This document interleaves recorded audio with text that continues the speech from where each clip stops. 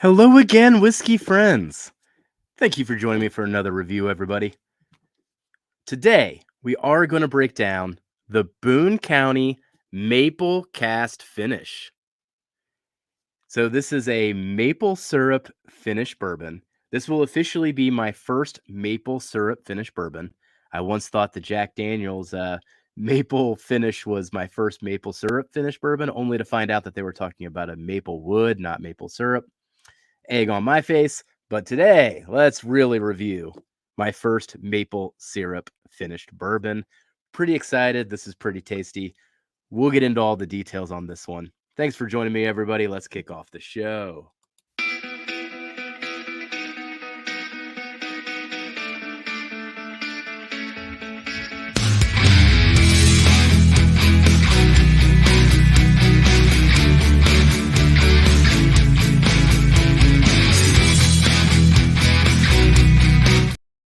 All right. So we're going to pour a little bit here into a Boone County Glen. So we're right on point with this Glen here. Boone County is real important to my personal bourbon journey. Living here in Cincinnati, Boone County's right below Northern Kentucky area, right below 275 Circle. So I can just drive down there, go to the distillery, pick up these special releases when they come out. And I've been doing that since about 2018, 2019, dating back to when they were releasing the 12, 13, 14-year single barrels. But I've got my hands on, I think, every Boone County finished bourbon thus far. This one luckily hung onto the shelves a little longer than I think it should have, but hey, other people slept on it. That's my gain. So breaking down the stats on this one, this is cask strength. It is a MGP blend. Assuming this still applies to what I was told a few years ago, they are blending 5-year to 10-year-old MGP cask to get something that fits in kind of a 7 to 8-year profile. But then they're finishing that in various barrels. I've got a honey barrel. I've got a couple of the sherry finished. This one is a maple syrup cast finish. So they did finish this in maple syrup cast, which is going to be a very delicious thing to explain here in just a moment. And it is 117 proof, thus the cast strength nature of that. So the really exciting thing about these Boone County cast strength finishes, though, as I said, they've done sherry, they've done toasted, they've done honey. They keep the prices down on these when you pick them up at the distillery. I mean, they've ranged between $60 to $85 for these cast strength finished products. That's a pretty good deal in today's world for something that's a 7 to 8-year MGP blend, essentially. That's pretty good. And this one in particular was $59.99. So $59.99 cast strength MGP finished in maple syrup casks. That is hard to complain with on paper, but how does it taste?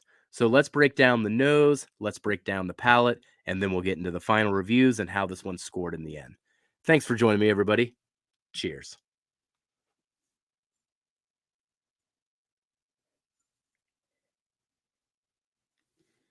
So this is one characteristic of this one that sticks out to me. I need to try some other maple syrup casks because I don't know if it's just this finish or if this is a characteristic of kind of the genre of maple syrup finish casks. But on the nose, it does come across very one noted, as if that secondary cast did add a layer of sweetness that is delicious, but did it also flatten the entire experience in terms of the complexity?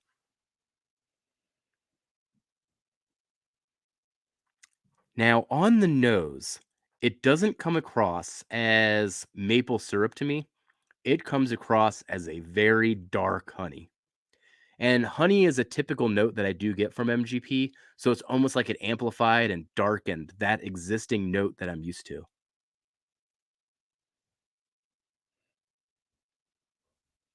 And then from there, there's a bit of what I expect from MGP2 in terms of a graham cracker like smell, but not getting much else out of the nose. Not really getting any fruits, really not getting that many spices or anything either. That's kind of that flattening of the nose that I was talking about. But that dark honey note, though, is really, really good. All right, let's get into the taste.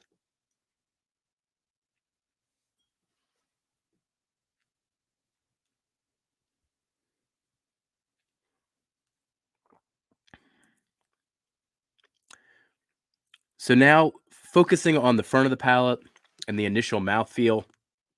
Oh man, is that oily and syrupy, frankly. I mean, it just has that texture to it. It is just rich, it is thick. And up front, though, flavor wise, it's that dark honey again. I'd still describe it as a dark honey and not a maple.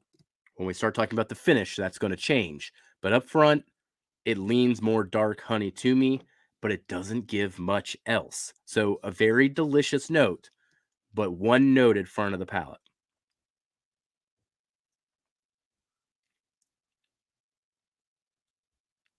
Hmm.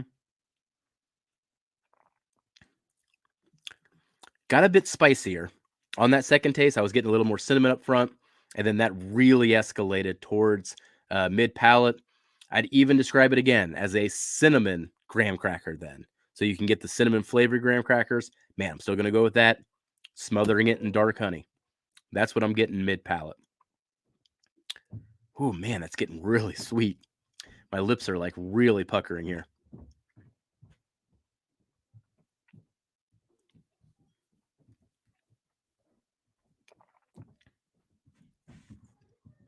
Then there is a moment right at the finish. It's a few seconds into the finish, but man, that's when the dark honey thing disappears, and that is maple syrup. I mean, lean the head back, got the maple syrup bottle, and just poured it straight in your mouth, and that's what that tastes like there. Delicious, rich, still going. There is a little bit of white pepper and cinnamon, some baking spices. So there is those type of things still going on with it with the graham cracker, but the maple and the sweetness and the puckering of the lips, that just continues, man. It is so sweet. Mm. Whew. Man, one of the interesting things I think about when drinking this and being overwhelmed with the sweetness in the maple syrup, one of the things that kind of got me into drinking the straight neat liquor in the first place was when I essentially gave up sugars and kind of went that way diet wise to just try to get the sugars out of my diet. I do wonder when I drink something like this and it was finished in the maple syrup, there's got to be some sugar in here, right? Like, not necessarily disclosed. They don't have to put the nutritional facts on here. And if you look it up online, it just says it's all alcohol. But when it's a finished product, oh, there's some sugar in there. There's got to be. All right. Let's get into the reviews and the score itself here. So here's our review system. We're going to break it down into three categories: flavor, experience, and value. There are a whole lot of metrics that go into this behind the scenes, but we simplify it in these terms for this. If you're interested in seeing even more detail, you can always join the Patreon. We get real nerdy there with some early reviews and some other descriptions to have some conversation around these scores. But ultimately, 40% goes to the flavor. That's just how enjoyable it is to taste. 50% goes to the experience, and then 10% goes to the value. It's really important to consider how much this bottle cost. So, starting off with the flavor, on average, essentially just gave it seven or eights across the board. You know, I really enjoy what it's doing, but it's just mostly just one thing that it's doing. It's kind of a one trick pony. And that's what also held down the experience score. When it comes down to the complexity of things, it's not complex. It's just dark honey and maple syrup all over the place. And sometimes that sweetness is a bit overwhelming, which kind of hurts the balance construction of it. At the same time, still very happy with it. And then the value gave it an 8 out of 10. I even debated giving it a 9 out of 10 because $60 cask strength MGP, that has been finished. I mean, the only other company I can think of that kind of fits into that that range is like Jepson's and what Jepson's is doing with their finished MGP. But everyone else is way above this on price. So maybe I should have come up there. I debated that one quite a bit, but it didn't move the needle too much. All in all, you're just looking at something that's around that 73 range. That is a very good bourbon. I would recommend this to nearly everybody. The only issue is the shortened distribution of this. Northern Kentucky, I hear New York's getting more of this type of thing when it comes to what Boone County is offering from a special release standpoint, but I haven't heard other parts in the country getting this. So I know the distribution's low, but something to keep an eye out on if you do see it in the area or you see it pop up by other means and it's not that far beyond MSRP. Do I plan to buy another?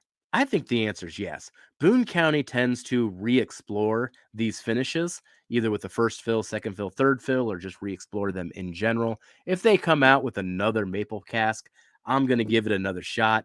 This is just perfectly enjoyable for $60. Now, is it something special that, I'm just going to like only drink on special occasions? No, this is a bottle that I'm just going to crush mercilessly and without any regrets. And that is a very good bottle to have for $60. So that walks through my first maple cast finished bourbon officially. Man, I'm pretty impressed. I do want to try more. If you know in the comments, let me know if you've had other maple syrup finished products. Did it flatten the experience? Did the maple really take over? Did anything else live through the finishing? That's the type of thing that I'm interested in as I explore this category more. But for now, my first impression is that a maple syrup cask will dominate a bourbon. Well, thank you for joining me, everybody. I'll see you again on the next whiskey review. Bye, whiskey friends.